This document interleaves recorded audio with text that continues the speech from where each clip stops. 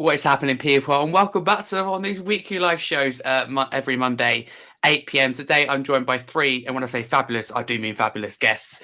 Firstly, Billie T, second time on the show. He wasn't on that long ago at all. How you been? Yeah, very good, man. Very good. Thank you for having me back, man. It's a pleasure. No, thank you very much for giving me your time. That's massively appreciated.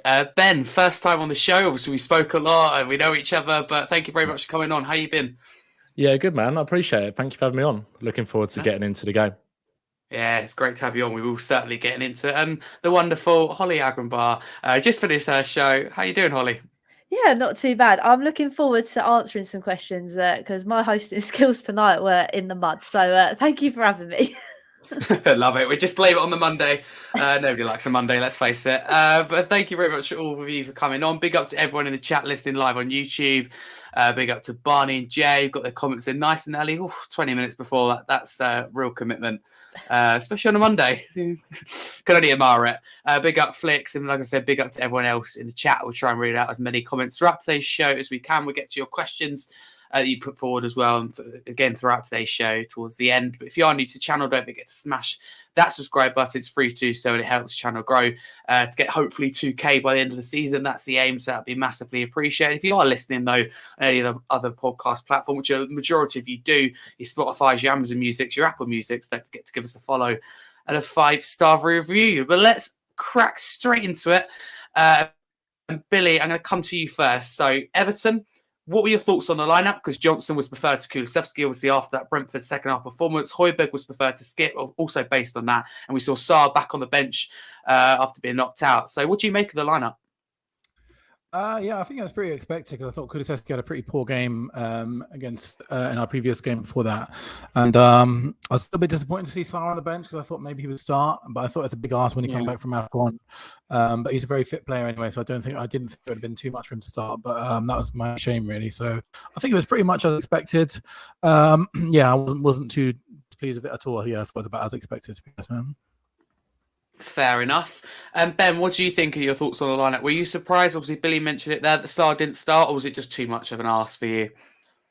Andrew was saying before, wasn't he, that it was a kind of a long trip back for him. I think they stopped off in Senegal to then come back after the tournament. So maybe it just was a little bit too soon. I would have, same as Billy, really. I would have really liked to see him in the team because I think he kind of gives us a bit more that thrust in midfield. And obviously in that first half, we had very little control of the ball whatsoever, kept giving it away. So I think, and you can see the impact that he made when he came off the bench. But other than that, I thought that was kind of how I expected him to go. I think Kulusevski had one of his poorer games against Brentford. I think he did look like he needed a rest. I don't think it was necessarily to do with, him as a player. I think it was just that he looked coming back from that illness that he missed the United game with. He doesn't look 100% yet. He's had a couple of games against City and Brentford where he's looked a little bit off it. So I didn't mind that change at all, but I would have liked to have seen Sarr start, but I think maybe it was just a little bit too soon for him. Yeah, okay, thank you. We will get on to individual performances very, very soon as well. So, Hollie, coming to you, to kind of echo what the guys have said, what were your thoughts on that lineup? Was it, disappointed not to see Sarr? Did you expect it? Yeah, I think I'm kind of in the same boat as these guys in the sense that I would have really liked to have seen Sarr. But you know what? I think Højbjerg put in a shift against Brentford. I'm not his biggest fan. He winds me up the way he passes the ball willy-nilly and it doesn't normally reach the target he intends it to go to. But I think he's put in a decent shift definitely against Brentford. And you know what? He probably earned his place to start against Everton. So to be honest with you, I don't really have too many issues with that starting 11. Okay, fair enough. And getting into the game itself, because we also started slow against Brentford, but this time out we started really, really quickly. Even quickly that I missed the first goal. I had a problem with the internet, so I had to factory reset the TV and win 1-0 up when I put it on. Can't complain, but it would have been nice to see the goal. So Ben, coming back to you, what were your thoughts on our start? Obviously a doggy, very key part of the move. Richarlison with a finish. The perfect start, would you say?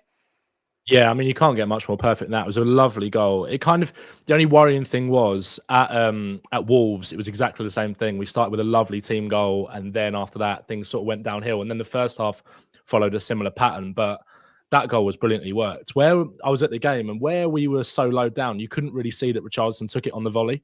And as well with that colour kit, it just blends into the crowd. So it was a little bit like trying to sort of see what went on. But when you see it back, it was a lovely move, like a really, really good move. a doggy making a brilliant run into the box. Good work from Werner down that side as well. And that just shows, I think, the confidence that Richarlison's playing with at the moment. I've talked about it so many times, the kind of exactly what you need from Richarlison to be in and around the box and convert those kind of chances. That's what we've been looking for all season in terms of what an Ange Postecoglou kind of number 9 is. We were talking about it in the summer, whether Son could kind of fill that role, and he's done it. Most of his goals have come around from around that position, around the penalty area. And the same with Richarlison. And obviously he outdid himself with the second goal, but the first goal was so well worked. And it was just like, you just felt, right, let's kick on now, because there's been a lot of games like that where we've gone ahead and not made the most of it. But yeah, it was a perfect start. Yeah, it certainly was. Billy, do you echo those thoughts? And what do you make of our start? Were you surprised we started quickly? Obviously, Brentford started slow. No, yeah, just buzzing really. Proper. It's just like the same as what we've seen recently with Richarlison, just in like the form of his life. I thought it was an unbelievable finish, like an instinctive finish.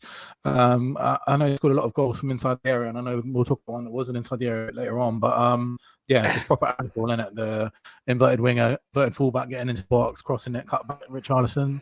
Yeah, brilliant finish, man. And I said the last time I came on, it's been better since then, man. That surgeon, man, he's our player of the season, the surgeon of Richarlison surgeon, because this guy is a different player at the moment. He's probably been our best player the last few games, and long may it continue. I love the guy. Absolutely, we all great What's to see that, him scoring and playing 9 with and 8 now? confidence. Is it 9 and 8? Got 9. Yeah, I think goals. I think it's 9. Yeah, something like that. 8 goals in 9 games. Yes. Some crazy stat, but he's doing very well at the moment. But Hollie, coming to you, because Everton did score through Jack Harrison, 30th minute. Was the goal coming from you? And I want to know, is it a foul in your opinion? Oh, it's just a frustrating one to take. We knew that Everton were going to be good at their set pieces, and they scored both their goals from set pieces. But obviously the first one, the one we're talking about, it's a difficult one, isn't it? Because I think we've seen this goal happen before against the City one, is what I'm referring to, in a sense that we're all thinking, could Vicario be a little bit stronger? I personally think he could be. And I think the fact, if we know that the refs aren't going to protect our goalkeepers, we should potentially put a man between Vic and the opposing player. I remember when I was playing football, that was probably the first thing that we did from corners, is put a person on the post, each post, and someone in between our keeper and their attacker. So it's just a bizarre one. I'm hoping this is something that we're going to pick up early, because it's happened twice now. And I feel like teams are going to carry on doing so. So I think it's something we need to sort out. But yeah, for me, I sadly don't think it's a foul. I just think Vic maybe needs to be a bit stronger, because then in the second half, you see him coming out a bit more and being more aggressive. So, yeah, it's a difficult one to take and an annoying one, but sadly, the goal stands, obviously. Yeah, the goal certainly did stand. Ben, where do you kind of stand with it? Is it poor from Vicario? Is it poor officiating, do you think? Should the officials clamp down on that? Is it poor from Ange not instructing that? The players, as Hollie said, your natural instinct should be to protect the goalkeeper, especially from set pieces. So is it a foul? If so, what do you put it down to? Yeah, I still don't know what I was talking about before. Like, I still don't really know where I stand on it, to be honest, because I think it's more than just Vicario needs to do better. Obviously, I think one of the things that you have to say is that every single time Everton did that ball was on the money. So Vicario's got no room to kind of come off of his line. He's got no momentum to come out and punch it. And that's probably where Spurs should maybe stick a player between, whether it's Calvert-Lewin on the line, who's putting the pressure on Vicario, or Jack Harrison, or whoever it is, or whoever it inevitably will be in the coming games. And we saw Brentford do it. Every single time they got a corner, it was like, right, get on the goalkeeper. And that just shows you exactly that the teams will continue to do this against us. I actually think the Man City one was probably a bit softer for me than this one. I felt a bit more for Vicario here, because it was like he didn't really have anywhere to go. And I think this one's maybe less on him and maybe more on the defence not protecting him. And I also think it's tricky with the refs, because we've seen so many incidents like this season, and there's been a level of inconsistency where it feels like each referee interprets that situation differently compared to another one. It's what Byron's saying here. He's saying it's never a foul, but if the other teams, it's probably given, because all we want is consistency from refs. So what do you make of that then? Exactly. And I think you saw it with the one that really sticks out this season was the City-Liverpool one, where I think it was Rodri, was it on Alisson, or I can't remember who it was for City. It was the tiniest little shove. And because Alisson goes down and makes a fuss of it, that's when you get the decision. And I think maybe Vicario has to be a bit more clever there. I think as a goalkeeper, we saw with Onana at the start of the season how he got away with that penalty against Wolves. I think as a keeper, you naturally have a bit more license to come and take everything with you. So, but the problem is that where Everton were dropping those balls right on the goal line, Vicario doesn't really have any momentum to come and punch it. Whereas in the second half, you saw, and I found it quite bizarre that Everton, obviously you can't become too predictable, but I found it quite bizarre that Everton changed tactics and were putting more balls into the penalty area rather than putting it right on the line. And I think then you saw how good Vicario can be from these situations where he was coming out and catching it and coming out and punching it. But it's those ones right on the line that I think naturally any goalkeeper would struggle to deal with. So I think Tottenham as a unit, a defensive unit, have to figure out a way rather than it just being on Vicario. I'm not sure it's a foul, but I think it's just, if, like Hollie said, if the referees aren't going to protect the keeper, you have to find a way to kind of get around it and protect yourself. Yeah, you certainly do. Thank you very much, Ben. Billy, where do you stand on this? Is it a foul for you? And who does the blame kind of lie on? I don't think it's necessarily what I would class as a foul, but the frustrating thing is when you see them give them the Everton game, the Man City Liverpool game, it's frustrating. It's the consistency, like someone said in the chat just now. I think Ben is right. I think it's a wider issue rather than just putting it solely on Vicario. I think we need to be better as a unit defending this. We need to put a man in between Vicario and the attacking player. I see someone in the chat said Richarlison there, talking balls as Richarlison, who's probably our best aerial player at the moment. So I completely agree with that because when you're defending the box, it's not only Vicario's job to defend that box; it's the defensive unit's job to defend that box. And I'm guessing almost certainly when we play against Brighton, they would have thought of a fix to do it because otherwise we're just leaving ourselves open again. But I'm pretty confident that Jednak, I think, is responsible for our defensive set pieces. We'll be working on it all week because it's obviously a glaring problem now that our teams are starting to exploit. I have no doubts really that we'll do something about it this week. Yeah, absolutely. Barney says, for me, it's a bit of both. Vicario needs to be stronger. The Spurs defenders need to protect him more in these situations. Absolutely. I mean, we can kind of sit here and go, oh, it's a foul. It's not a foul. But at the end of the day, from what we can control, the basics, as Hollie says, when you play football, when you're an on-field player, your natural instinct is to go and protect the goalkeeper, someone on the far post, the near post, and just someone there in case, someone can't keep with their man. So I think the players need to help himself. Obviously, it comes down to Ange and the coaching staff. I think obviously instructing that, and obviously Vicario probably can be a little bit stronger, but there's only so much he can do. But again, as you all kind of say, it is about that consistency that we see, that we saw with Alisson. For me, if you look at that back, there's very minimal contact compared to that. So it's just the consistency we're all after. But most importantly, we did respond instantly. Richarlison scoring some neat footwork by James Maddison. So Billy, I want to come back to you. How good has Richarlison been recently? And, kind of, what do you make of his performance in that game? Obviously, 2 goals. What do you make of this goal? Because it's a superb strike. Yeah, and I think I'm pretty sure it's his first goal outside the area from us as well. I think every single one of his goals for us has been inside the box so far until this point. We've not seen this kind of goal from Tottenham. He's been a poacher or a header for us so far, so it's really good to see. And I think even if you took away his goals, his all-round play at the moment is just massively improved since the surgery. He's looking a lot more mobile. He's getting involved in play. He's holding the play up. He's linking up the play.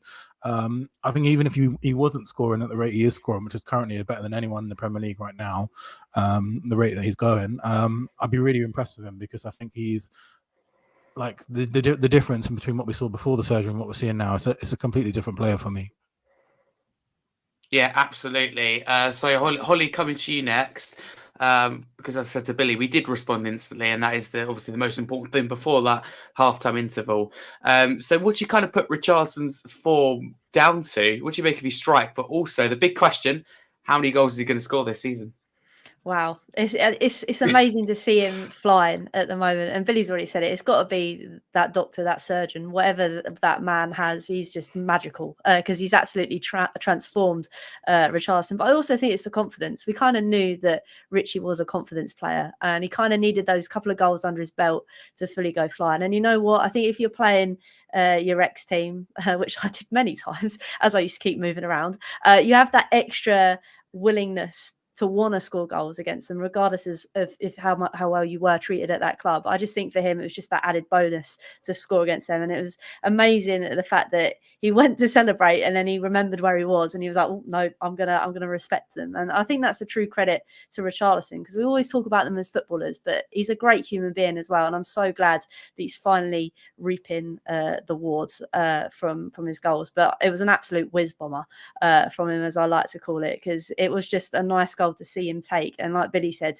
to score from outside the box, when we haven't really seen him do that in a Spurs shirt, only makes me think he's going to go on and score more goals. I'm going to be boring and not say a number, but I'd like to think that he's going to get into the 15 mark. I think that'll be a nice return for us this season. Yeah, absolutely. So, Ben, what do you make of the strike? And obviously, because we did respond instantly, what do you make? Because, like Hollie mentioned it there, Richarlison obviously not celebrating, not going over the top, and being very respectful. Do you like to see that, or you're not for that? No, I love it. It's funny because he did it in the home game as well, where he sort of peeled away to celebrate, and then it was almost like it clicked and he remembered. And he did the same thing with the first goal. And I think, especially with the first one, he was almost so happy with the finish and then realised where he was. Like I said, I was at the game. Every time, like if he went down injured or something, they would always give him a good reception. He would always be clapped by the Everton fans when he got back up and that kind of thing. Like, he was so well loved there. And to me, as much as he struggled last season, I remember when we signed him, and I know there was that signing kind of split the fan base at the time before he'd even kicked a ball. You could tell by the Everton fans' reaction to him leaving and how well he did to almost save them from relegation the year before, that we knew that even if we weren't going to get a £60 million player, that we were going to get someone who would give you that much effort and that much intensity every week. And I think everyone's just fallen in love with him over the last few months. I think from the start, like you could see last season when he scored that brace against Marseille, how much it meant to him to play for Spurs and play on this stage. And I think he's, I think Hollie said it there, she alluded to it with the confidence angle. I remember the Bournemouth game at the start of the season where he had that chance where he went on the goalkeeper and made a bit of a mess of it. And then in the second half, he sort of lashed out and got that yellow card, and it was all heads down, and he got substituted, and he just thought, well, where do we go from here? And it's just, I think he's always, like I said, he's always given you as much, everything that he can. He's always tried. He's always put in the effort. And it was all about just getting on a bit of a run for him. And I think even last year, when I always think back to those disallowed goals that he had, all of them for me kind of came at pivotal times where if they had counted, you would have felt that he could have gone on a run. It just felt like every time it was just being pulled back from being allowed to kind of, I don't know, just catch fire at Spurs. It just felt like it wasn't going to happen. But I mean, it truly has. And I think that obviously that Newcastle game sort of changed everything. And the surgery that he's had, he's moving a lot more freely. He's playing with confidence that we saw at Everton and we saw at Watford when he first came through. And I'm delighted for him. I think, like I said, I've liked him from the start just purely because of the effort and the desire that he gives you. You're kind of proud to have players like that play for your club. And I think he's got the perfect manager as well to bring that out of him. So I'm delighted for Richie. And I think long may it continue. I think he can get at least 15 this season. He's moved into the top 6 scorers in the league already. He's up there with Son and Haaland and the like. So, he's only 2 behind Sonny. And we've had it in the past where I think back to, when I was growing up supporting Spurs and we had 3 or 4 strikers that would kind of get you 10, 15 goals a season. It feels like we're back there now. Obviously, Sonny's on 12, Richie's on 10, and there's no reason why he can't go and get 15. And then if Son gets 20, then we're in a great position. So, yeah, I back him to get at least 15 goals this season. I'm delighted for him. Absolutely, well said. And Hollie, coming back to you, because at half-time, we were 2-1 up. Were we worthy of our lead, would you say, or did we ride our luck a little bit, obviously, with those corners? It's a difficult one, isn't it? Because I think you're right in a sense that we just didn't manage those corners very well, and we were lucky not to obviously concede a few more. But you know what? Full credit to Richarlison. I think I said this every week. Someone never pulls the trigger. It always takes, 10, 15 attempts before someone just goes, you know what, I'm going to have a shot. And with Richarlison in that game, he did just pull the trigger. So you know what? I think, although we rode our luck, I think it was warranted to have those 2 goals, I think. Yeah, okay, fair enough. And Billy, do you think we were lucky, if you like, of our lead, at half time, or are you with Hollie kind of thing? Because obviously we did have a lot of corners at the face against us. Some we got away. There was one for Vicario, I remember very well, with he gets his foot there. That's incredible goalkeeping. So are we lucky, would you say, to go into half time 2-1 up? Maybe a little bit. I think it was sort of 50-50 game really in the first half. Then I think we were probably the better team overall in the second half until the last 5-10 minutes where they started to come back into it with lots of set pieces and stuff. So I think we just took our chances really well in the first half. But when you're playing against a Sean Dyche team, you're never going to get that many. You're not going to sort of run right against them because we know what they're about. We know what particularly this time when they're fighting for their life at the moment. I thought it's about the sort of game you expect away at Goodison Park, to be honest. So I was really, really happy to go in at 2-1. Yeah, absolutely. But moving on, Ben, I'll come to you. Getting on to the horrible bit now, as I like to say, because in the 87th minute, oh no, actually no, not the horrible bit yet. We'll come to that. In the 87th minute, Skip comes on for Werner, Gill for Maddison, and Dragus in for Højbjerg, all in the space of kind of 60 seconds of each other. So you're going to put it straight out there, Ben.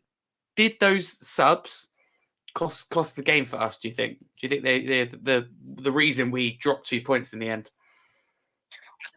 I think it played a part, but I don't necessarily think that it was those players coming on that necessarily cost us. I think it was just we were totally in control of the game, and it just maybe it disrupted our flow a little bit. I think Maddison, he was a bit quiet in the first half. Obviously, he set up that goal brilliantly with that brilliant footwork for the second goal for Richie, and was involved in the first one. But I think he grew into the game a hell of a lot in the second half and was kind of running things. The game opened up a little bit more. We kind of had a lot more chances. I think Kulusevski coming on, although later down the line he gives away that free kick, I thought he allowed us to keep the ball a lot better in the opposing third. I thought the Sarr substitution definitely made a difference because, you know, I'm a massive fan of Rodrigo Bentancur. I've spent the last month or so banging the drum about how good he is, but he's had a couple of sloppy games now, and I think we were giving the ball away a hell of a lot in the first half in those kind of areas, and Højbjerg, I think, was guilty of that as well.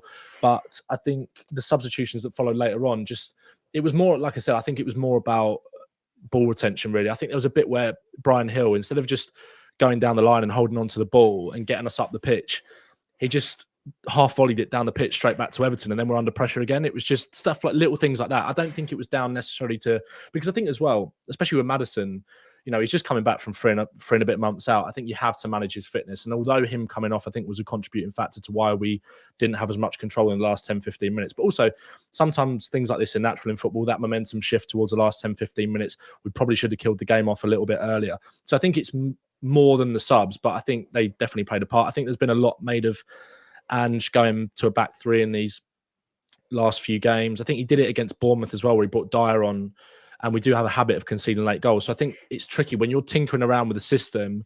Sometimes adding a defender into the mix doesn't necessarily make you more solid. So it's one for him to figure out, and I think he deserves that chance to kind of keep mixing things up and seeing what works to help us close out games. So again, I think as well, I think Højbjerg's role off the bench for us this season has been, I think, deserves a lot more credit than I think, or has added a lot more value than maybe people suggest. And I think where he started the game and had a poor game, obviously we didn't have him to bring on to sort of help see things out that we've seen maybe in the first half of the season. So I think once we've got everyone back available, I think the quality of that subs levels up a bit as well. Because if you have Basuma to bring on, can hold on to the ball a bit more, gives you a bit more quality and control. But obviously that wasn't the case, and we end up dropping 2 points. Yeah, fine margins, I think, in football personally. Billy, I'll come to you. You know, did those subs that I mentioned there, those 3 changes, cost us the game for you? There's certainly a factor in it. I think a bigger worry is there's a bit of a disconnect going on at the moment between how Ange wants to see out games and how the players are seeing out games. Because if you speak to, you know, what he's all about is sort of like, at any stage in the game, including the 90th minute, we're like, we're going attacking to win and score another goal. You know, he says we never stop and stuff like that. And our players at the moment, in particular in this game, seem to be panicking at the end and booting it long and stuff like that, rather than just keeping the ball for a little bit of possession. There's a couple of clips where both Højbjerg and Brian Gill sort of launched it straight back into Everton possession a couple of times. So I think there's a bit of a disconnect between the players at the moment. I don't think they're fully sort of. Obviously, the players are playing for Ange, and they've really bought into the philosophy. But I still think it's early days, and there's still a couple of tweaks to come. And I think one of those things will be sort of that relentless attacking for 90 minutes rather than for 85 minutes, and trying to see the game out, which is not what Ange is about. And I think a wider issue as well is, as Ben has already mentioned, some of our best players are retaining the ball, just not in the squad at the moment, like Basuma, Lo Celso. Sarr didn't make a start and stuff like that. I think when that personnel comes in, we can afford to be a bit clever of those subs, and we'll be able to control games a little bit more.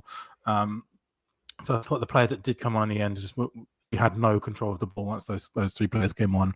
We were just sort of launched back into Everton, which plays right into their hands, which is a bit frustrating. So I think it's a kind of mixture of both the substitutes that happen and our players being not fully fit and absent, and also I just think we need to sort of really buy into this Ange thing of really continuing to go for attack, because another manager would not bring on Brian Hill with trying to close the game out, for example, like bring on another defender.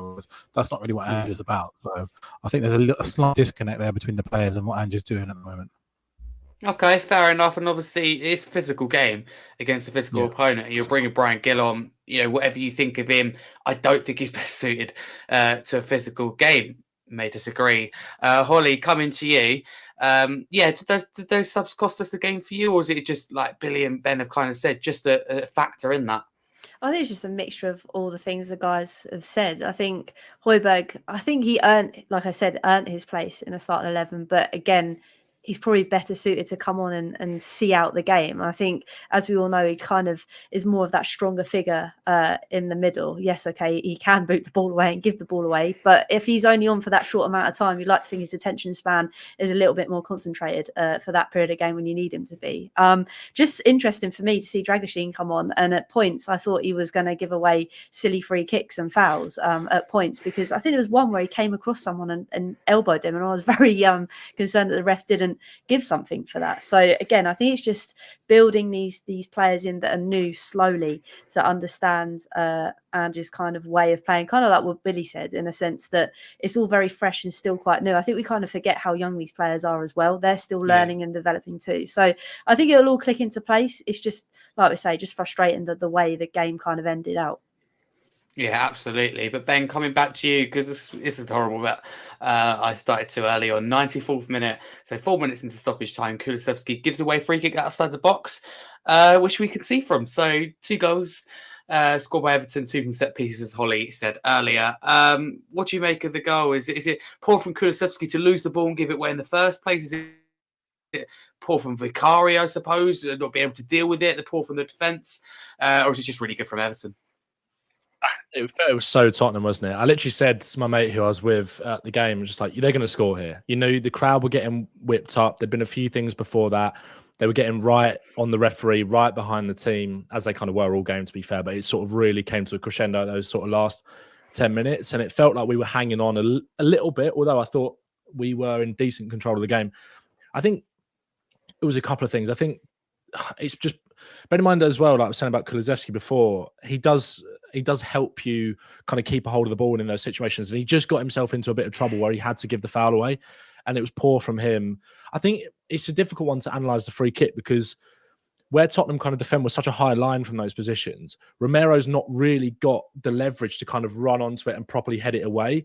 So it's just, obviously, he almost flicks it back to his own goal because he hasn't really got a clear run to go and head it away. If Tottenham are deeper in their own box, that ball comes in, he runs onto it, he clears it, no problem. Whereas you're defending higher up, that is kind of the risk that you take. And you've seen it so many times, whether it's an Everton head or a Tottenham head that flicks that on, that's going right into the danger area, and it landed perfectly for Branthwaite. I think Vicario sort of did all he can. He tried to smother it, didn't quite get there. It was one of them. It was just like, I don't necessarily think it was bad defending from Tottenham. I think it was more just that it's another set piece goal, and I think people are probably going to overanalyze it because of that, and obviously how many goals we've conceded late on. And I think the momentum just started to swing to Everton, and I think it was almost just a bit of that, really. Like, these things can happen in football. Obviously, you need to deal with those situations better, but we probably should.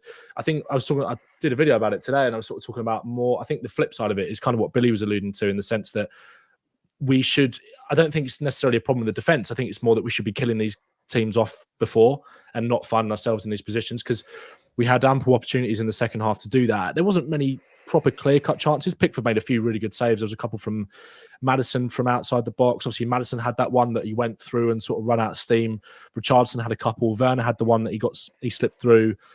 He was offside. But I think, again, those sort of chances, if that happens again for Werner in the future and he is onside, he's got to score. You can't be putting it straight at the goalkeeper. So I think it's more, my issue is more that we're not taking our chances at the other end of the pitch, because we're such a good attacking side that creates a load of them. We shouldn't be finding ourselves in these positions. So I think the goal is, it's just one of them. It just felt like it was coming, and it was just, I think it was a bit unlucky on Romero's part, to be honest. I didn't like Coleman sort of getting proper in his face after that. I thought that was all a bit odd. But I think, again, Everton, like Billy alluded to earlier, it's always going to be a tricky game at Goodison Park, especially when they're whipped up like they are at the moment, fighting relegation. This whole kind of Premier League corrupt narrative has sort of they've created this us against them attitude. And I think it was Goodison's notoriously a tough place to go anyway. But when you add that layer to it as well, better teams than Tottenham have sort of crumbled. There obviously Villa didn't get Villa got a point there as well. So it's yeah, I think it's just one of them really, to be honest. Yeah, absolutely. And, it was a very Everton-esque kind of goal, very scrappy. Obviously, 2 goals in set pieces. Comes off Romero, and they scramble it in the goal. So it is, what you expect from a Sean Dyche team. Yeah, Hollie, coming to you, I want to know what you kind of make of that goal.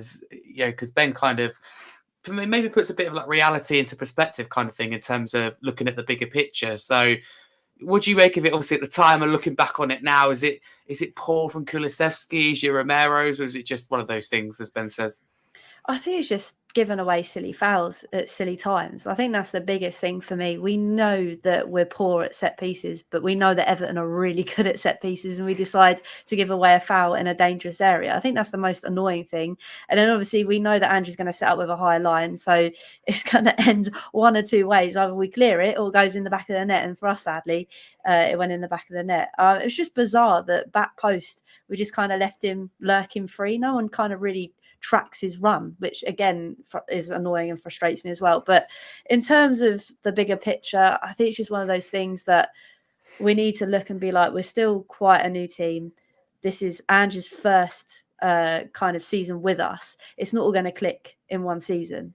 So it's annoying, but I know that there's bigger things coming. So yeah, I'm just going to take this one, put it to bed and move on, I think.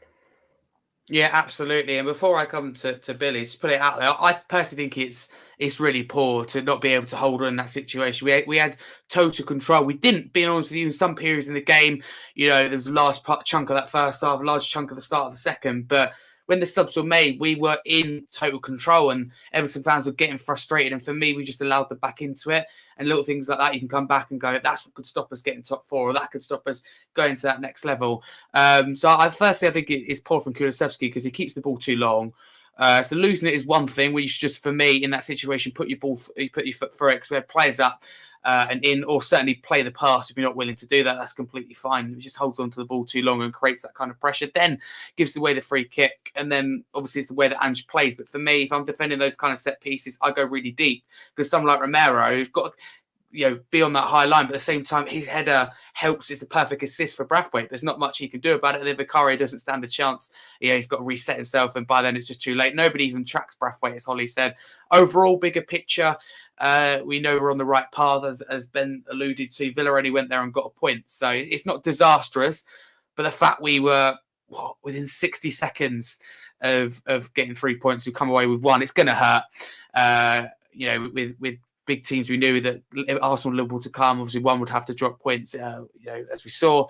So quite frustrating, not to, because at the time, first game of the weekend, we could have gone, I think, joint second for, I think that was, and really pull away like 3 points ahead of Villa, level with Arsenal before they play. So missed opportunity, but as you've all alluded to, the bigger picture is important. But Billie, where do you kind of stand of it? You look at the bigger picture, or is it for you 2 massive points dropped? Well, at the time, it felt like 2 massive points dropped. It felt devastating at the time, but in the wider scheme of things, still unbeaten in our last few games. There's plenty of times over the last few years we've drawn at Everton. It's not really like a massive deal, but it's just a little bit frustrating. What I think is really, really important now is we've got 3 home games that we have to win all 3 if we ever want to seriously be considered top 4 and above. I think we've really got to win the next 3 games, 3 winnable home games. Us maybe even starting to look a bit trickier, going by some of the form of the teams we're about to play, like Wolves. Had a really good result on the weekend. Brighton won, had a comfortable win too. But if we're realistic about wanting to challenge the top 4, I think we've got to win all 3 of our next games. So I think if we get some good results in the next few, then we'll look back at this as it is what it is. But I just hope, I don't think it's going to be the start of a slide, because I think we'll probably and hopefully win our next 3. Yeah, and these next 3 you've got to win, because then you have your Villas away, and we all know what our end to the season looks like as well. So we need to be winning these games to give ourselves a fighting chance, because we don't want to get to that tough period, kind of sitting 5th or 6th.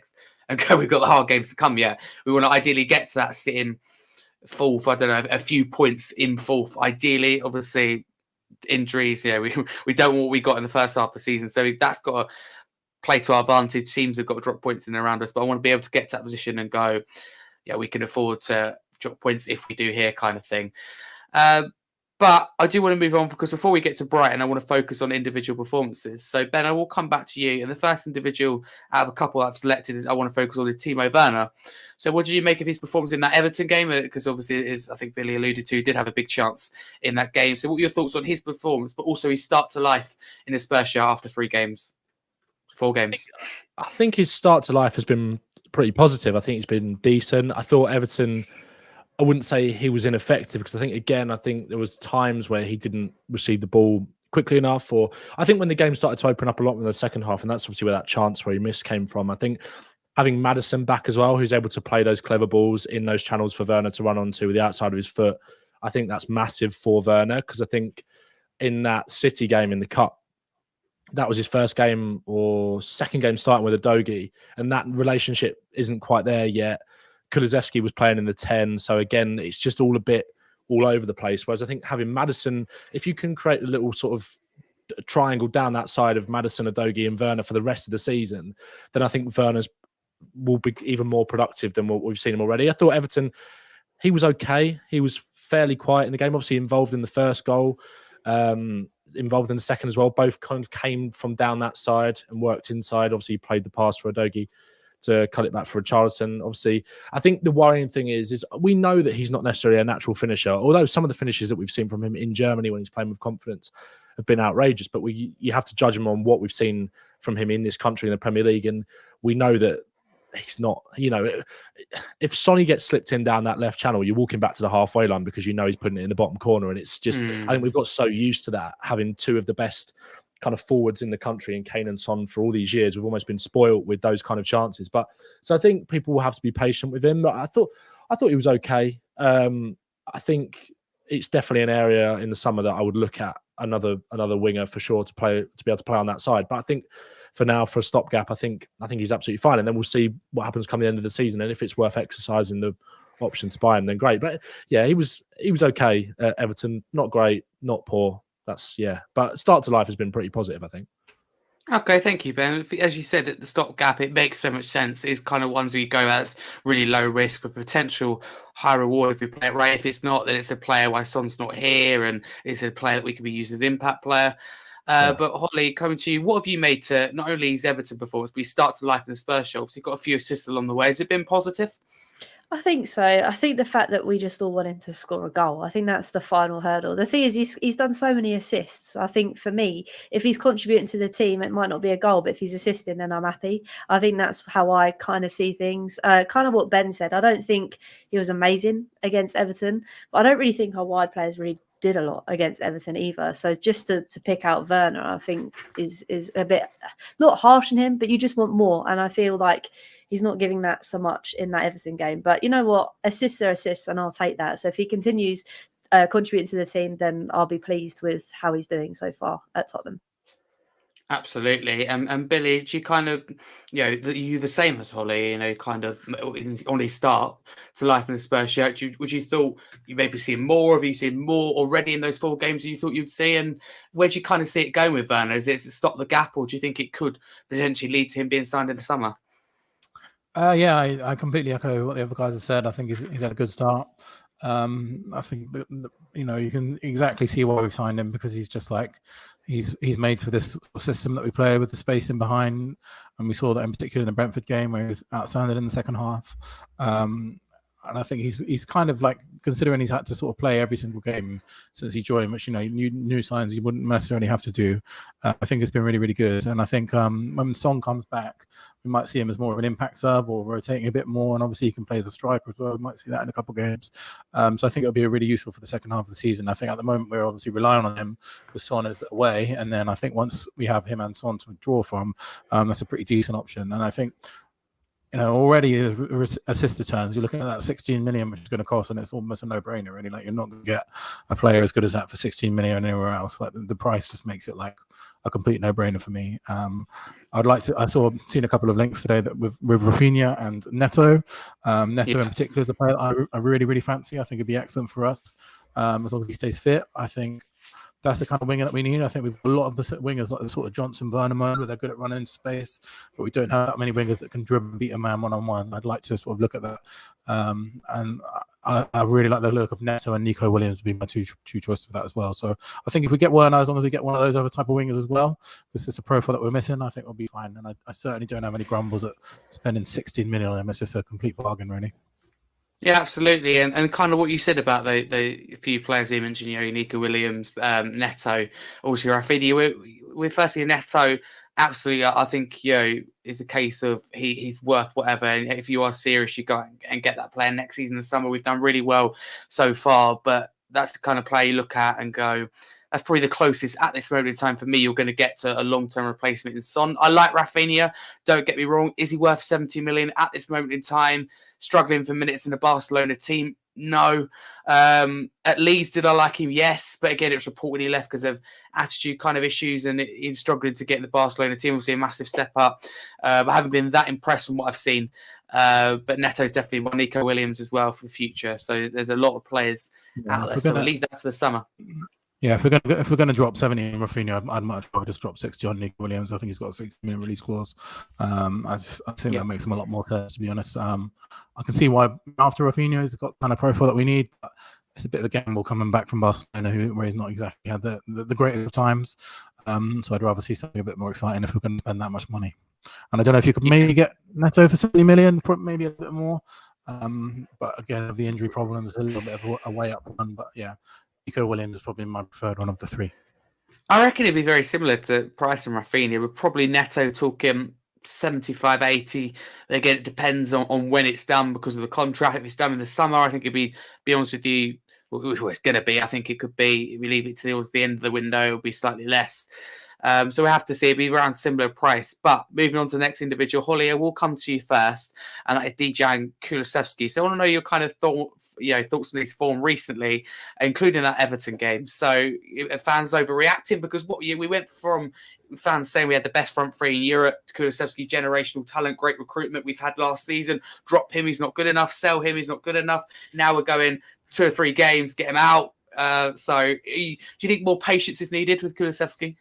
I think the trouble is where we've seen him play really, really well, we've got this high bar. And I think we've got that a lot with a lot of players in terms of they have a really good game and then we expect that every week. But the trouble is with players, they have form dips here and there. I mean, there was many a times we were talking about Sonny in terms of should he really be playing? Should we swap him out? And I think that's just us with all players. I think we've got such a high expectation for them to play great every weekend. It just what it is now. But I think in terms of Decky's performance recently, it's in a bit of a trough at the moment, but we know he's going to become good again. He just needs to find that form a little bit more. And I think when there's other players biting at the trump to have his place, I think we'll see a new Decky again. I think we just need to give it a little bit of time, let him refresh himself and go again. Absolutely. And Ben, do you kind of echo those words of Hollie and kind of again patience needed? Because obviously I see you do videos before on Kulusevski. So where do you stand at this moment in time? And is he in like a mini bad patch of form, if you like? And do you think he'll recover it? Yeah, I completely agree with Hollie, what she sort of said at the end there, because I think there was a period in December or so where he just put the team on his back. He thinks City away, Forest away. And I think he has kind of naturally through his time at Spurs had those kind of peaks and troughs. I don't know whether it's to do with fitness. I don't know whether it's to do with just sometimes he has a bad game. And I think he's one of those players that because he hasn't got, say, like with obviously there's been a lot of chat about Brennan Johnson, but say with Johnson, for example, even if he's having a poor game, he's always got the asset of his lightning pace to make something happen out of nothing. Whereas Kulusevski doesn't quite have that. It's one of those things where if it's not happening for Kulusevski, he can be quite ineffective. But I think Ange did the right thing by giving him a rest, because I think you could tell. I think he was much more effective against Brentford when he was moved inside to play in that sort of more advanced 8 position with Johnson on the right.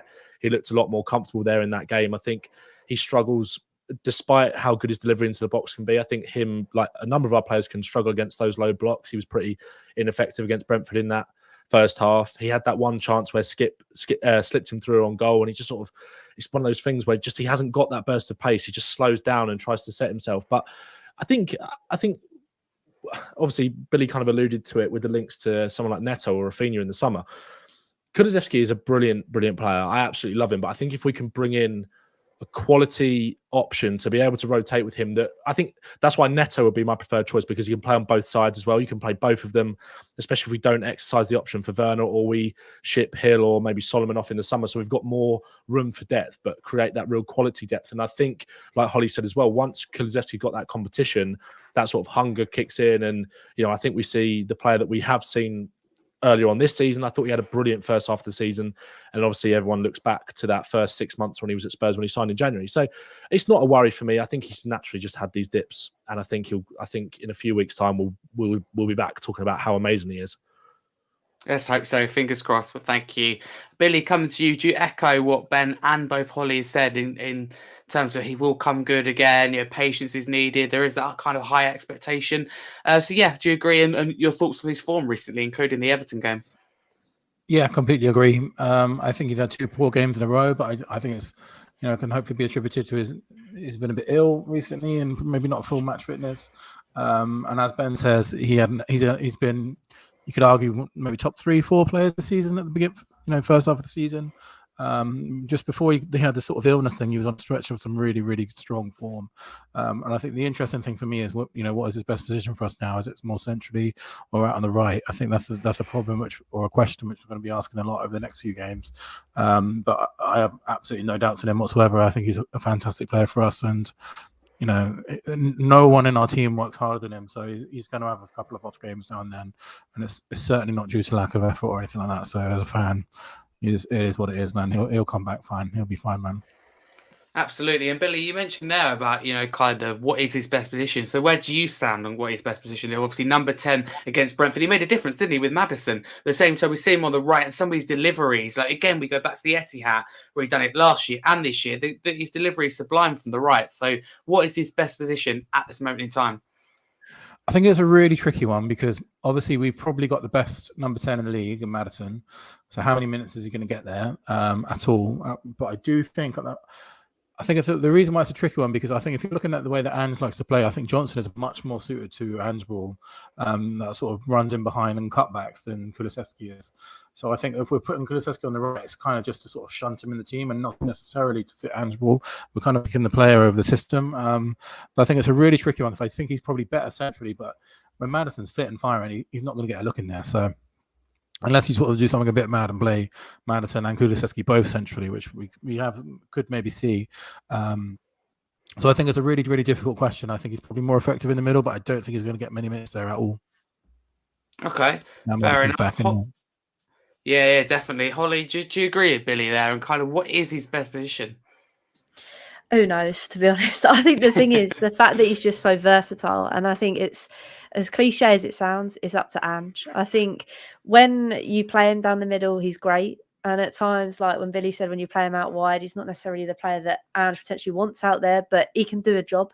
And I think it just depends what the team kind of is at that point in time. Obviously, when we had Maddison out, he stepped up, played through the middle, played excellently. And it's difficult when Maddison is firing, like Billy said, you can't really then put Decky in there. I mean, we could try and see it, but who knows? But I think for me, the thing I'm really like, not just with Decky, but with all of the players at this moment in time, is when they're called upon to do a job, they'll do it, and they'll do it to the best of their ability, which is what we see with obviously Højbjerg. I know I keep going back to him, and he's not my favourite player, but he's been doing the job when he's needed to. And I think that's the same with Decky. He's told where he needs to play, he'll put a shift in, and that's kind of where we're at with him. And sometimes that's all you can ask, really. And I think we kind of seen like all over the Premier League, but in particular at Tottenham, in terms of your kind of performance mentality and shift you put in will always come over your kind of what you produce on the pitch. Someone like Højbjerg, for me, isn't technically gifted, but he's like, for me, the reason I'd always pick him over Skip against someone like Everton was a physical game. He's good physically. He has the right mindset. Like you, Manchester City, right? He came on at half time, for example, at the Etihad. It's just his kind of game, big game mentality, that cool, that calmness against Brentford, just that calm head to put your foot on the ball and just control it. He hasn't got necessarily the quality to dictate, but he does find a way to do that for me. But Ben, before we do move on to Brighton, Kulusevski, best position for you? Does he not have one? Is it kind of, like Hollie says, versatile? I mean, I think that's an excellent thing.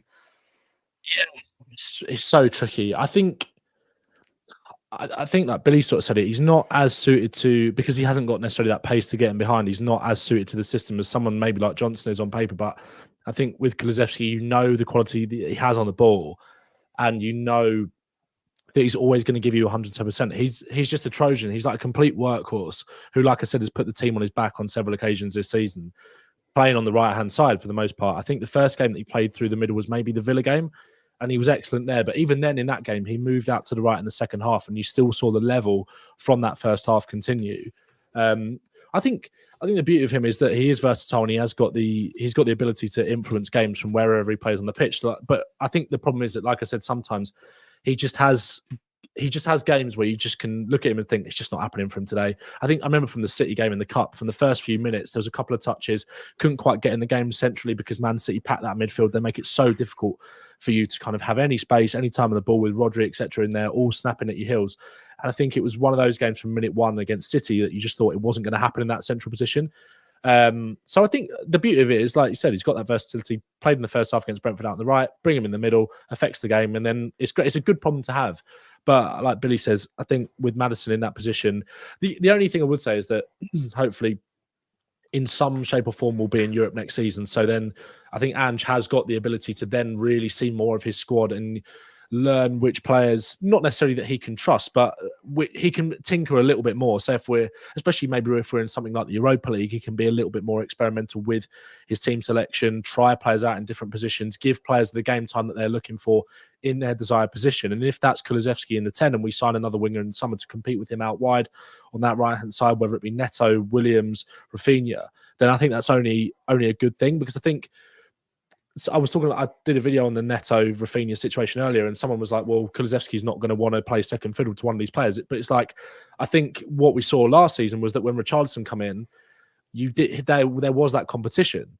And I think we're seeing the same thing this season. We know that with Johnson, that Kulusevski, a poor performance, he might be out of the team. So I don't think that's an issue for me with Kulusevski at all. But I think maybe being in Europe next season, we'll see more of this squad, more of the players that we kind of want to see the best out of. And I don't think it's a huge issue. No, okay, fair enough. But moving on to Brighton, Billy, I'll come to you first. How are you feeling ahead of the game? And talk me from 1 to 11 what your lineup would look like. Last time we played them, we got smashed. So, it's a bit of a tricky one with Brighton sometimes.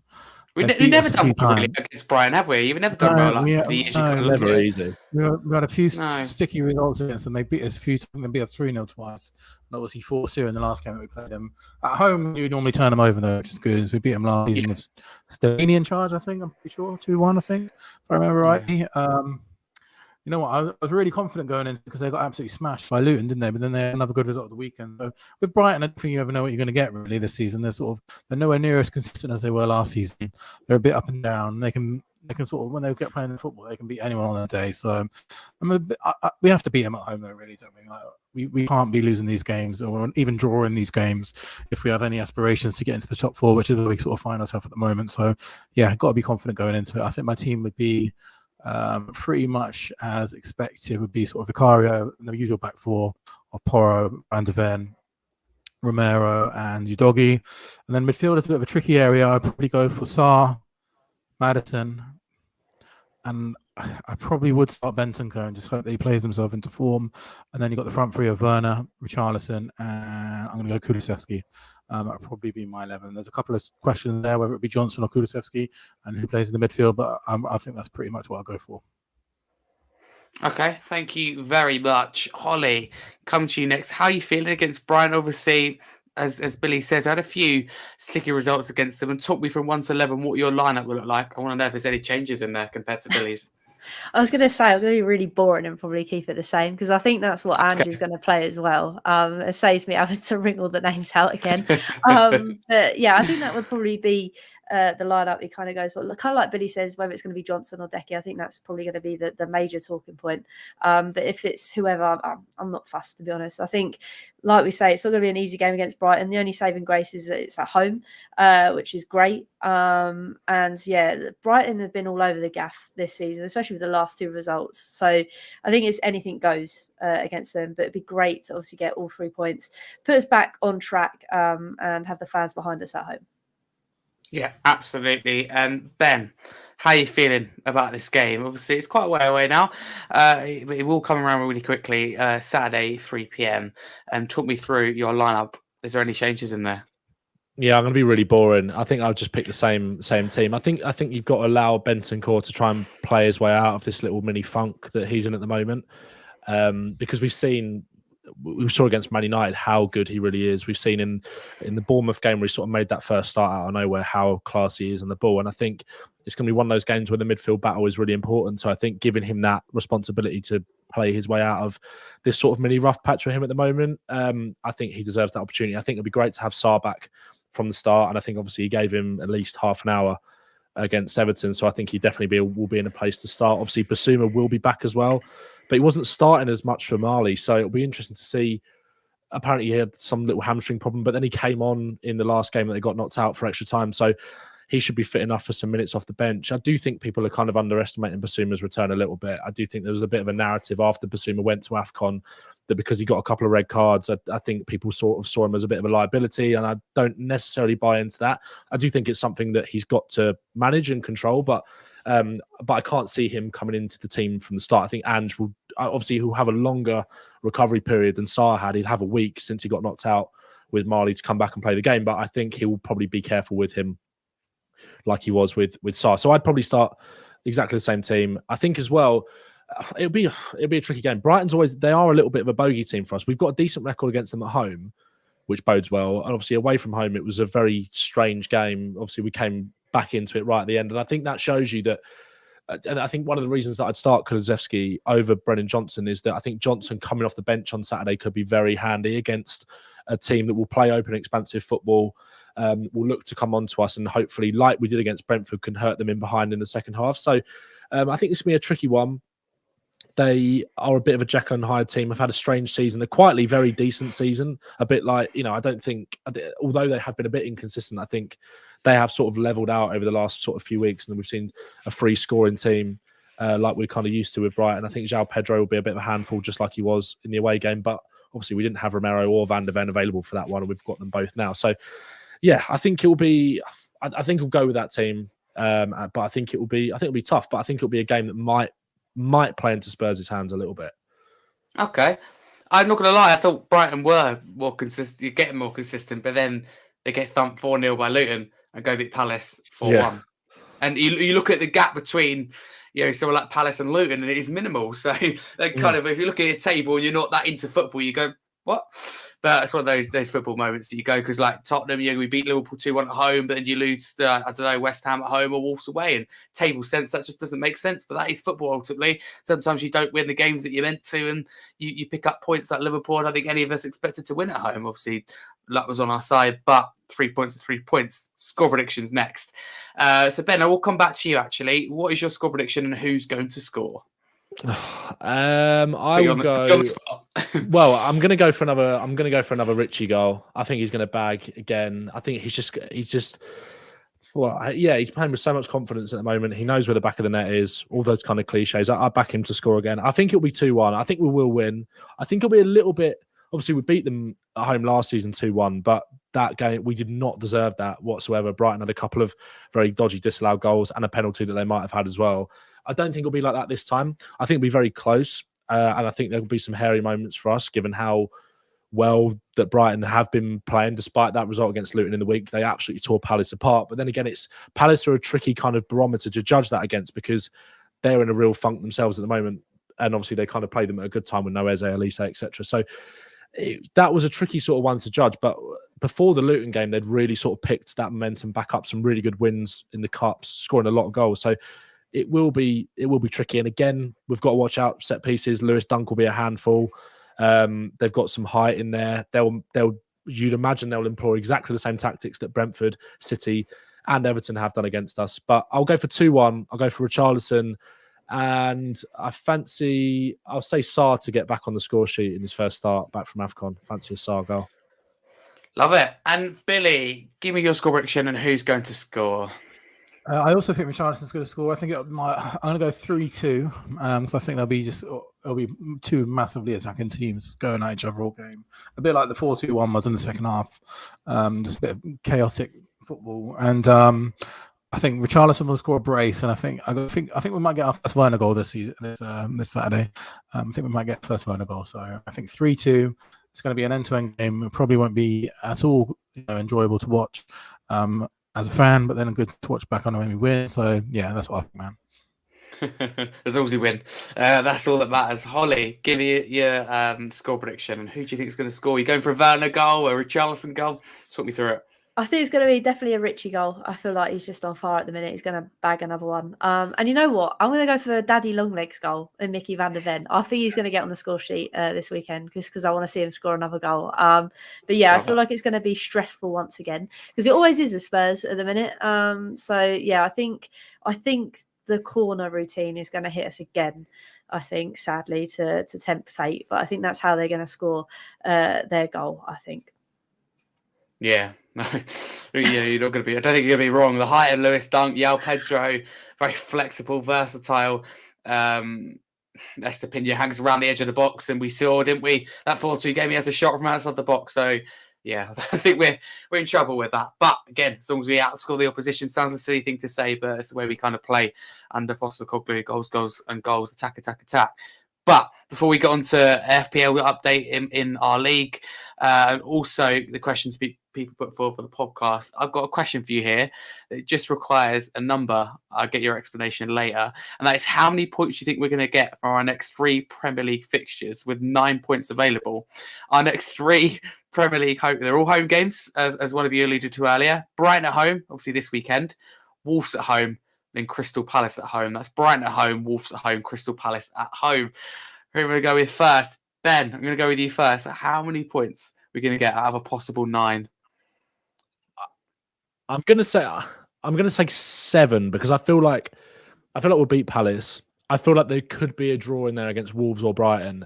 I actually think it's more likely to be Wolves. I think Brighton will be really tough, but I just think Wolves are sort of, I mean, I feel like we're a much better side than Chelsea right now, but you've seen how difficult they can be to play against away from home.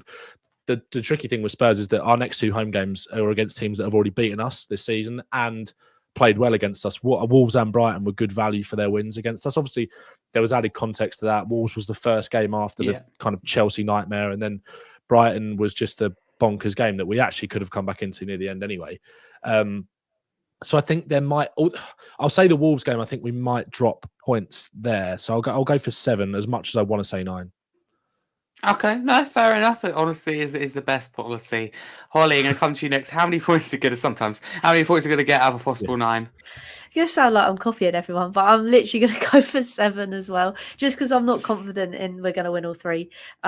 So yeah, I'm going to keep mine short and sweet and just say 7. Fair enough. Short and sweet again is what we like. Billy, you got anything different in there, or you go with 7 as well? I'm going to go 9 just because I think the Wolves game was the first game in a very long time where we should, fingers crossed, touch wood, everything crossed, have our first full team back again. Sonny should be back by then, hopefully. And Bassoon will be back by then, as he might be this weekend as well. So, yeah, I think this is where we're going to really start to hit the ground under Ange. Now we've got our full team back. We're going to start to see that team that we saw before the Chelsea game. And we're going to win these 3 games, I hope. Yeah, absolutely. I'm going to go. I think that the Brighton will be tough, but I think it's 3 points. Palace, I think 3 points. No disrespect to them, they're not in a great place at the moment. I think it'll be too soon for both Elise and Eze. So that's a massive positive for us, and they can't seem to keep the ball out the back of the net. Obviously, we possess a lot going forward as well, so that's perfect. And Wolves, I don't think it'll be easy, but I think we need revenge. I think we just about edge it as well. For the podcast, got a quick FPL update from the league that I set up. Let's see how many people have joined. So thank you to each and every single one of you. I'm going to read the first 25 out. This is, by the way, the update that I'm giving you here is before the Brentford and Man City games. This is Sunday night. First, it's got it all. 102 points. Second, Carr with 285 points. Third is Keith Burnham with 282 points. Fourth is Kieran Jews. Fifth is Rob Perry.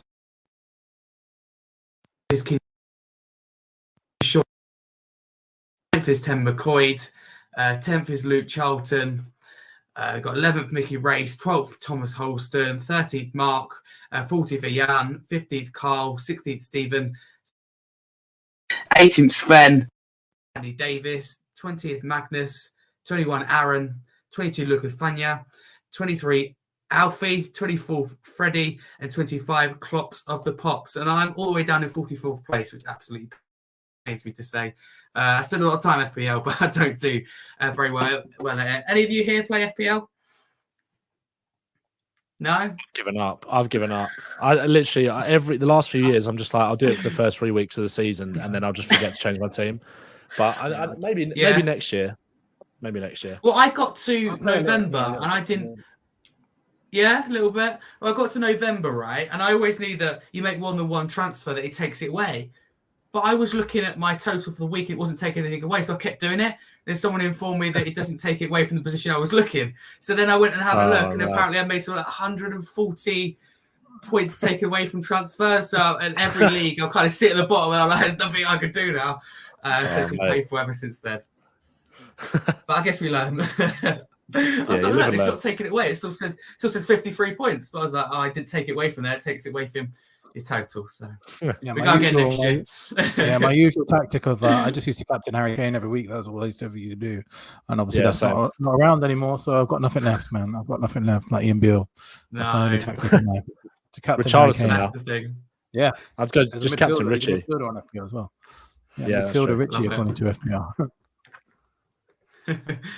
Byron says, I'm 30th in your league, well, you're above me, so that's good. I mean, out of 101, that is very good.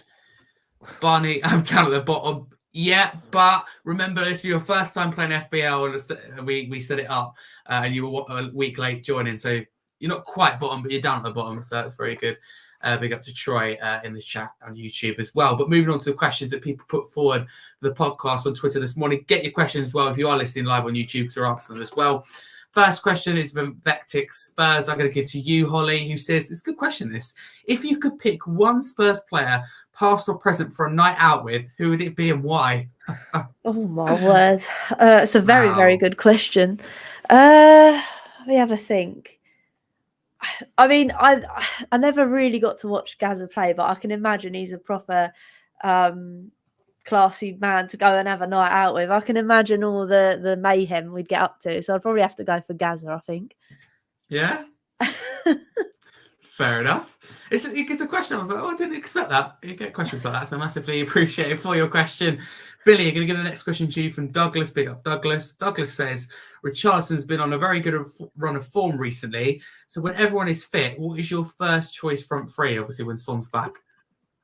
I've been thinking about this. I think it's really tricky because I think there's a couple of options. I think the only two nailed on are Son and Richarlison at the moment. I think they're both nailed on. And that third option, you could feasibly have all manner of players there. You could have Kulusevski, Johnson, or even Werner there. I'm going to go, and I'm going to have to go Son, Richarlison as a centre striker, and then Kulusevski just about. But I think those three that you could play on the right are much of a muchness. I think Ange really fancies Johnson. I think he really likes to put him in the team, which is why he plays a lot.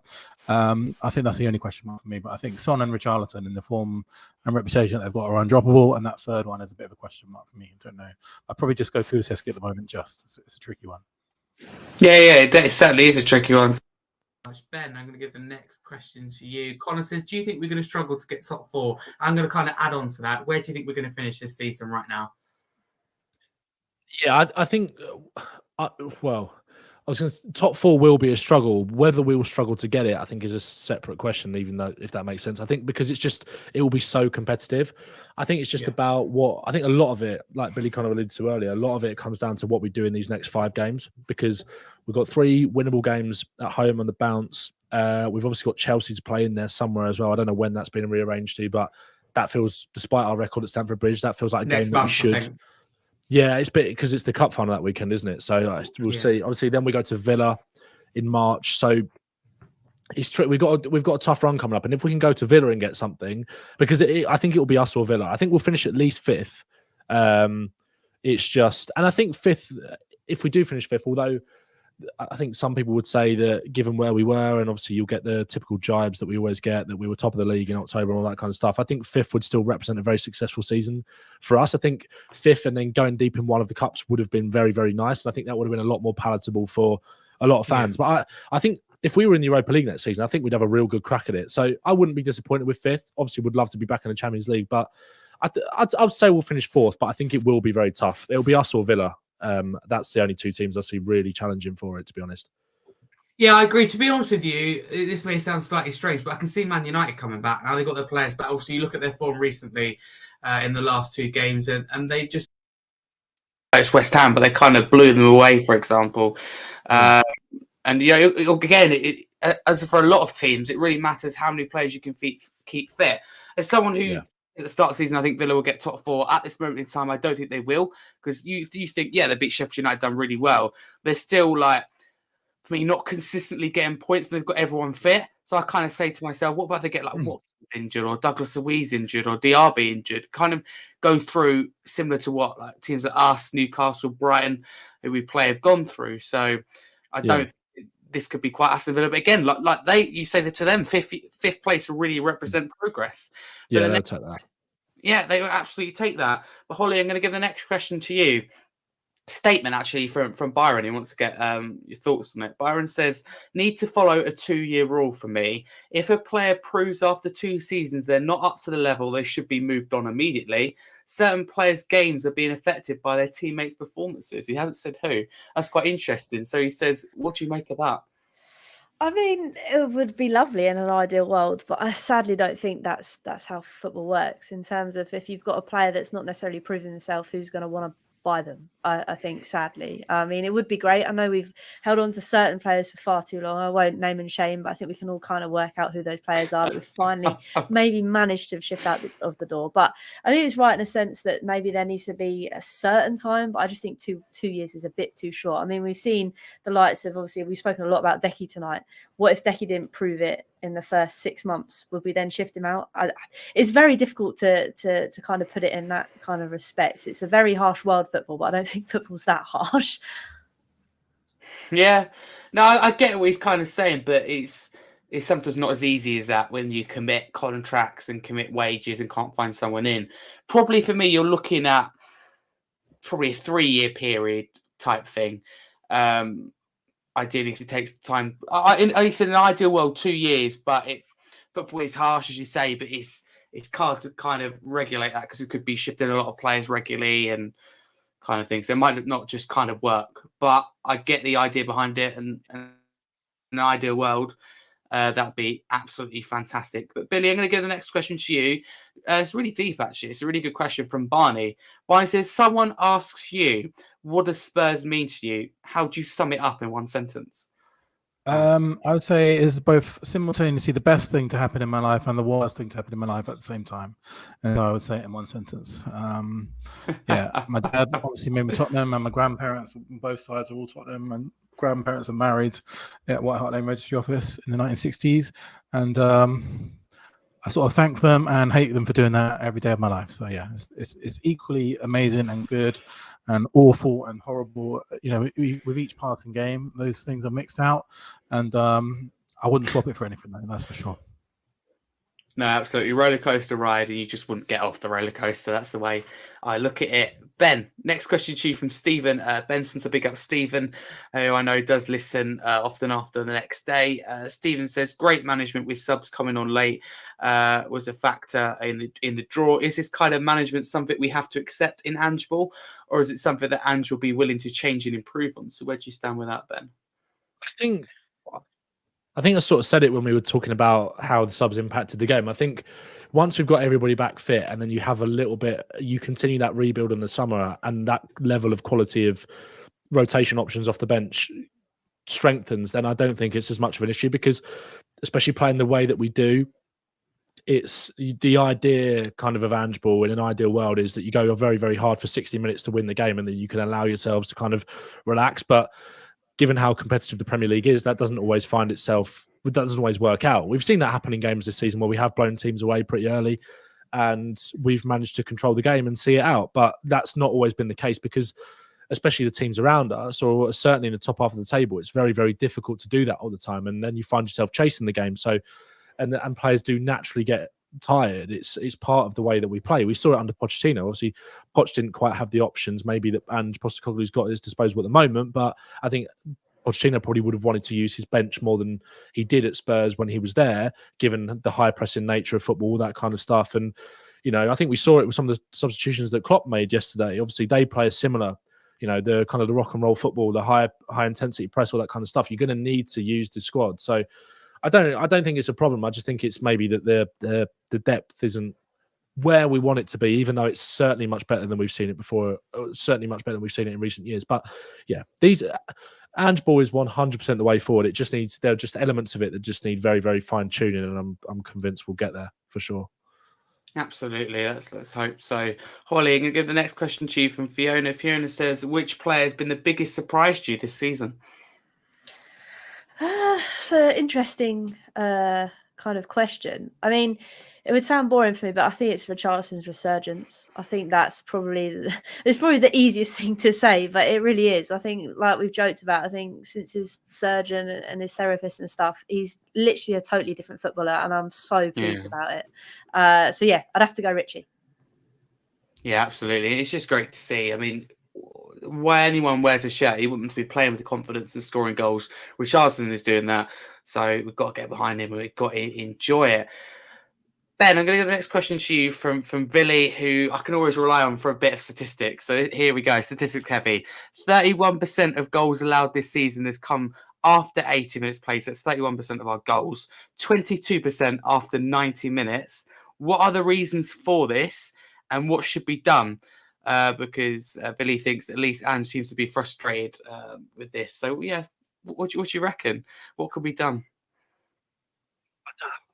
I think it's tricky because I think some of those late goals have come in situations where you can't either do much about them, or it has been a case of us switching off. I think especially, I remember the Bournemouth game, we were 3-0 up and in control, and then we almost just switch off for a second and it's 3-1, and it doesn't hurt you, but it's not, it's not where you want to be, because then we've seen how many times in the past with Spurs where you could be 3-1 up going into the 90th minute with 5 minutes added on, and you don't feel comfortable. It's just how we're kind of wired as Spurs fans. But in terms of how you fix it, I just think it comes with time. I think Hollie kind of alluded to it earlier. This is a young team and a young squad. Like that back three that finished that game, Dragusin, Romero and Van de Ven. Dragusin's 22, Van de Ven's 22, I think, as well. And Romero is a young captain as well at 25, So that experience will come with time. I'm not too worried about it. I think if it's a problem that continues into next season, then I think that's when you can start to call it a problem. I think sometimes we look at things very much in the short term because you're emotional about results and stuff. And obviously you don't want to concede late goals.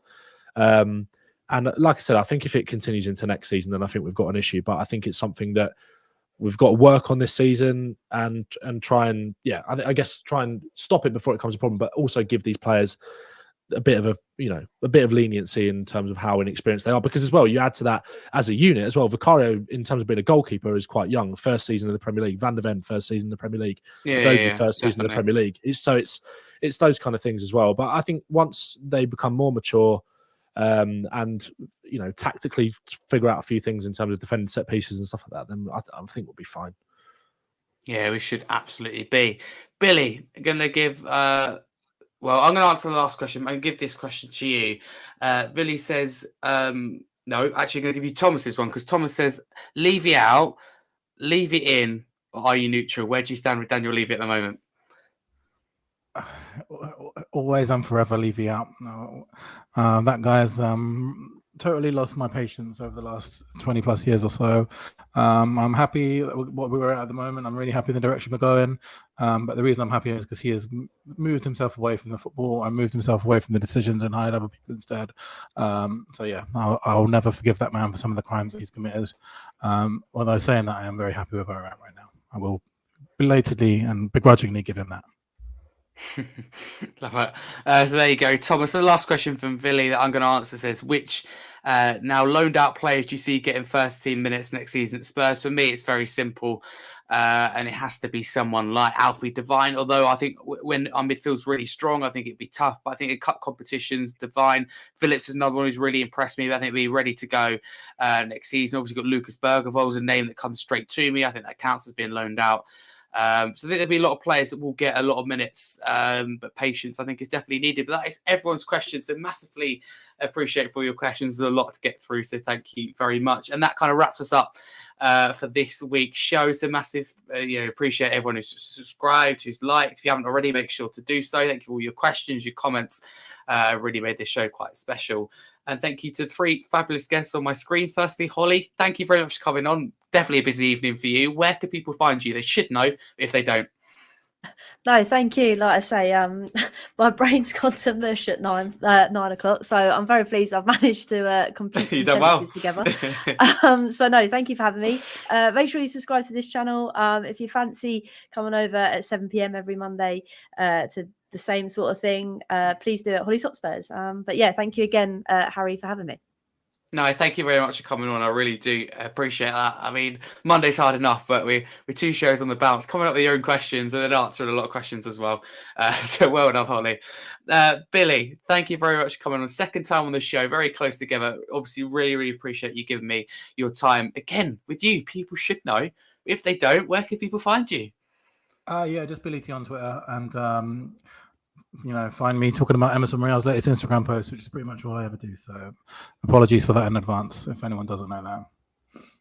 Oh, I haven't seen it, so we have to go see that out. I'll leave that for people to go and have a look. Ben, thank you very much for coming on. Your first time on the show, definitely won't be the last. So thank you very much again. Someone who everyone should know where you are, the amazing content you produce on TikTok. But for people who don't, where can people find you and talk about what you do? Thank you, mate. I appreciate that. And thank you for having me on as well. Ben Talks Football on TikTok, and you'll find me with the same name on Twitter as well. Probably liking Billie's tweets about Emerson Royale's latest Instagram post, to be fair. But yeah, no, I really appreciate it. Make sure to follow Billie and Hollie as well. So thank you, mate. I appreciate it. Yeah, go follow all these guys on all socials. You certainly won't regret it. If you do want to follow me, you can there, HarryScarf22. But most importantly, don't forget to smash that subscribe button. The growth we've seen over January, obviously a busy month with over 120 different bits of content. So thank you very much for your support. It was a busy month, but absolutely loved it. And your support hasn't gone unnoticed. So thank you for that. Obviously getting to 2K by when Spurs, I often say by the time Spurs kick a ball, but this time it's when Spurs don't kick a ball at the end of the season. So let's hope we can do that. But yeah, if you are listening on any other podcast platforms, which a lot of you do, so thank you for your continued support. Don't forget to give us a follow and a 5-star review. The latest update in the Brentford and City game is 2-1 Man City. I'm going to go watch it now. It's interesting, it's fair to say, because Brentford did go ahead. So I'm going to go check that out. But thank you very much. But as we always say on this show, about the Spurs. This is an older song from us that really caught on. Has been sung by many fans at various different grounds. So really appreciate your support on this one. Quite simply, it's about a guy who's ginger. He came from Juventus and he plays on the wing. There's not a soul out there, no one to hear my prayers.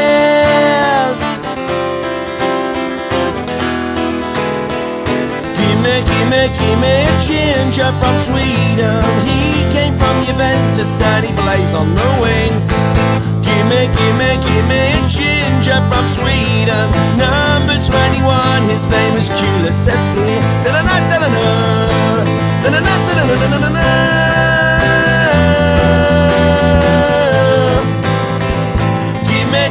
Give me ginger.